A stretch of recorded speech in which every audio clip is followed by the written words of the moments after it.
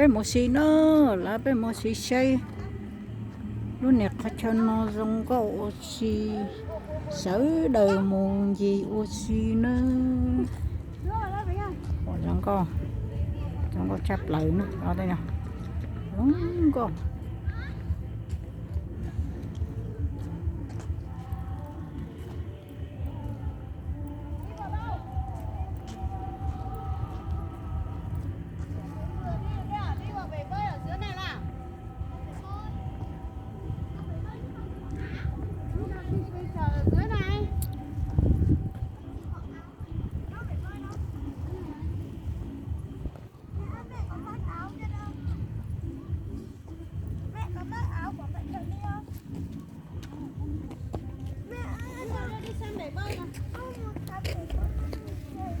lúc mình đi là nó chưa có những cái này này, chưa có những cái này này.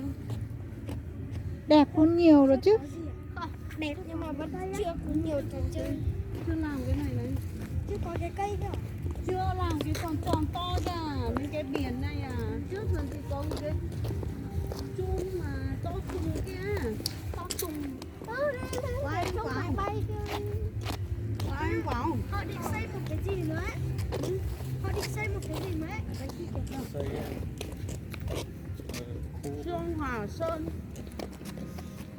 Cho mình đi cái chỗ này cũng cho xây à? Nhờ. về ở ít Ra cổng. trước ở đi đông Nếu mình đi hôm đấy là hôm mùng mấy nhỉ? Nếu mình đi hôm đấy hình như mùng mấy nó đông người không? Cổng luôn.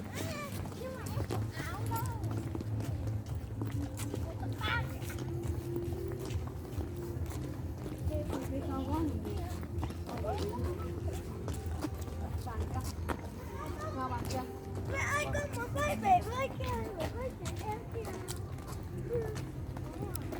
Lạnh lắm không bơi đâu không đi bơi đâu đi xem thôi.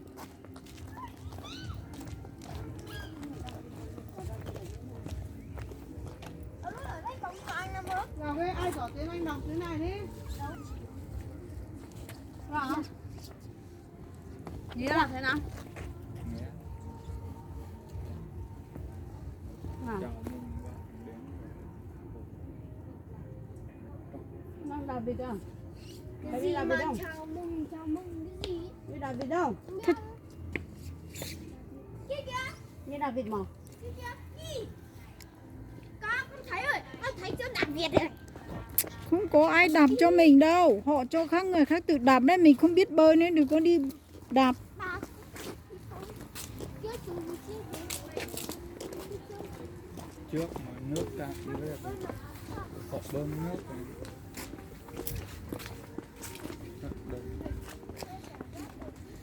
Hôm nay nắng đẹp Chân chuồng đang tắm luôn. Con có áo may. Quần. ngày mai là trời bắt đầu mưa Thật đấy?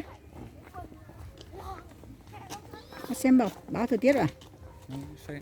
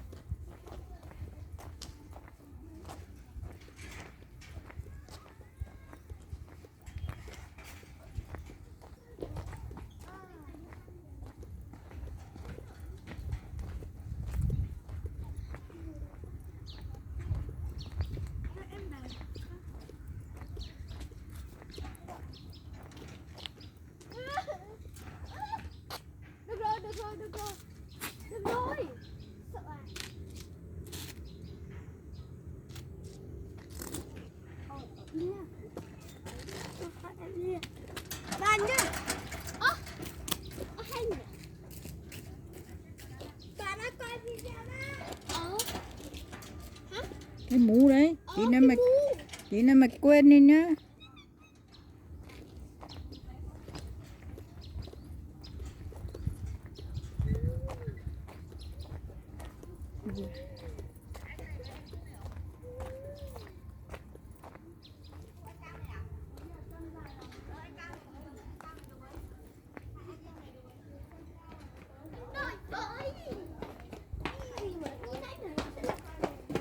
Đây là